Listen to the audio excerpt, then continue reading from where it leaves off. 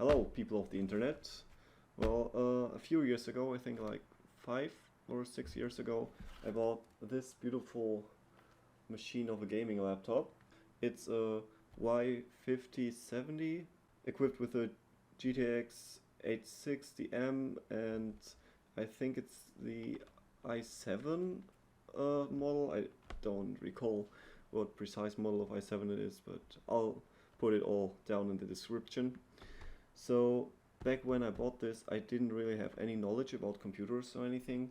So something that I started noticing pretty early, I was wondering why my frame rates weren't as good and things didn't really felt quite right. Sometimes it switched to UHD in some games and then the frame rate would totally drop down.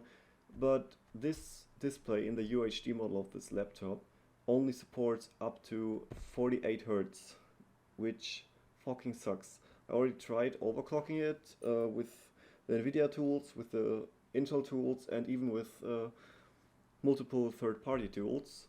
Nothing of them worked. So I just thought maybe I could put a lower resolution screen into my UHD laptop, since there is also a 1080p 60Hz version of the laptop available, or was available at the time. So I thought maybe it could work. I started researching and I found out that, of course, 1080p models have a different display connector than UHD versions. So I figured maybe I can buy a different cable that will plug into my motherboard that has the correct connector for a 1080p monitor or display on it. So I ordered that. I got that right here. We got the connection for the webcam as well, but important part is right here. This is a 30-pin EDP connector.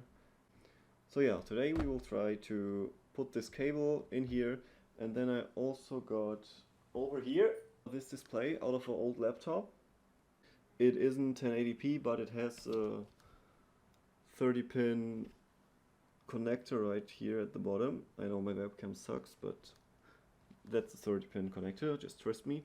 It's not LVDS, it's actually the normal EDP connector. It is kind of broken. You probably can't see that on the camera, or can you? I don't know. It has a crack. Where is it? Right here through the display. So this portion of the display is not working anymore, but this part still is. I know that because I connected it to the laptop that it came with, so we will just use this to verify that the cable works with the motherboard to connect the 30-pin display. Yeah, so alright, I will now take the back cover off, trying to remove the cable and then get around to the other side and trying to fully remove the cable and replace the screen. So yeah, I already removed all the screws. Anyways, this right here is the display connector. Usually has like a plastic thing over top that you can just pull it out with, but as long as you have a prying tool, it should not be a problem that those are missing. And just like that, it's out. I'll just try to fill the cable around here a little bit. Now we would probably have to somehow remove this cover for the hinge to be able to get behind that and move the cable. I will look that up.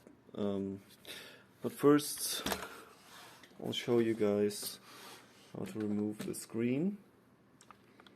I just use a card like this subway card for that. It's pretty easy to get in at the lower corners right here, and yeah, it's just clipped in. Be a little careful, just leverage it like that. Maybe that usually does the trick. Maybe if it won't work like that, I'll just work my way around the top and then pry it down. That usually works for me. The bottom part you have to be a little careful that you don't scratch the screen with the card, but also that should be no problem if you're just a little bit careful.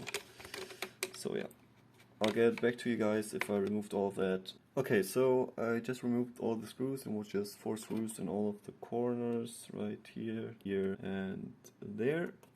Now we can just pull the screen out. Careful that you don't break those plastic nubbins that are poking through the other screw holes.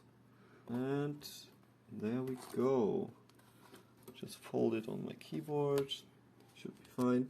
There we go. That's a 40-pin connector right there. We'll just unplug that. Alright. And yeah, I guess I'll unplug the camera then. Or maybe loosen the cable. Okay, now we got it. And just pull it down. There we go.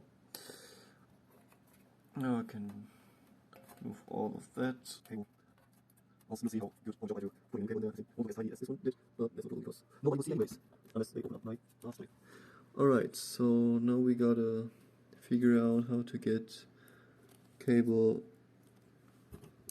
from under the hinge. Maybe if we remove all these screws down here, we could detach the back panel from the hinge, and then this plastic part should also be part of the back panel, so it could be removed together with that. Yeah, I think that's what I'll do. So I'll remove all these and all of these screws. See you then. So I just removed all the screws down here. Hopefully this will now detach. Maybe if we lift it up a little. Let me just put you guys aside right here. Yeah, feels loose. It won't really. Ah, there we go. Left side and right side. Alright. And all left. Oh yeah, there's also Wi-Fi antenna on here. So be careful to not rip that off. Just quickly remove the display cable. So it should get in like something like this right here. And this corner should go around that corner. Then it should be plugged in right here back behind the monitor. Connector is already in right position. The pins should be facing away from the display itself and towards this cover. So yeah, I will just fill in the cable right now and see you guys then. So I'll have all the screws back in. Now I have to do some cable management. This round here to the camera, and I have to plug this into this beautiful display here. Yeah, let's do that. So I did awful cable managing job right here, but it kind of holds in place. Camera is plugged back in. Could you focus, please? Just trust me. It's plugged. Oh yeah, there you go. It's plugged in. Monitor is plugged in. Cable is under the hinge. Everything's awesome. Now there's all that's left to do is screw this monitor in with all the 4 screws, and then plug this little sucker into the motherboard. We'll do that right now. So this sucker is all plugged in and screwed in. So let's close this sucker up, turn it around, and plugging in this cable into the mobo, the mubbity boo. Yeah, it's kind of. I got too much cable in my hand. Let's just try to do it like this. Okay. There you go. Feels like it's in. Cable is kind of angled. Really not that great, but don't know what I should do about that. Let's see if the monitor turns on. If we press the power button. Moment of truth. And there we go, Lenovo logo. So there you have your proof. You can replace a 4K monitor with a lower resolution one, even if it has a different type of connector on the back.